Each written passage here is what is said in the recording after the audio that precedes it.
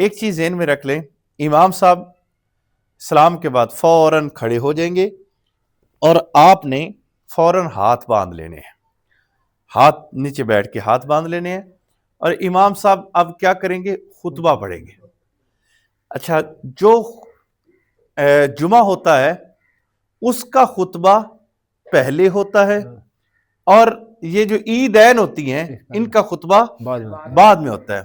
اب آپ نے پہلا خطبہ ہوگا وہ آپ نے خاموشی کے ساتھ ہاتھ باندھ کے تشہد کی حالت میں بیٹھ کے سننا ہے، اور پھر امام صاحب بیٹھیں گے، پھر آپ نے امام صاحب کو چاہیے کہ کم از کم اتنی دیر بیٹھے کہ جتنی دیر 14 مرتبہ اللہ اکبر اللہ اکبر اللہ اکبر اللہ اکبر 14 مرتبہ اللہ اکبر پڑھ لے، اتنی دیر بیٹھے، اور پھر اس کے بعد آپ دوسرا خطبہ سنیں گے تو ہاتھ سامنے رکھ لیں گے۔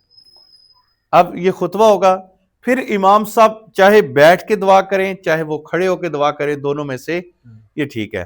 یہ ہوگی ہماری۔ اب اس کے بعد نماز عیدین کے لیے ملنا، یہ سنت ہے نبی کریم صلی اللہ علیہ وآلہ وسلم کی، تو لہٰذا سب کو یہ عید مبارک کہنا یہ بھی مستحب عمل ہے، تو یہ آپ نے ضرور کرنا ہے۔ یہ ہماری نماز کمپلیٹ ہوگی۔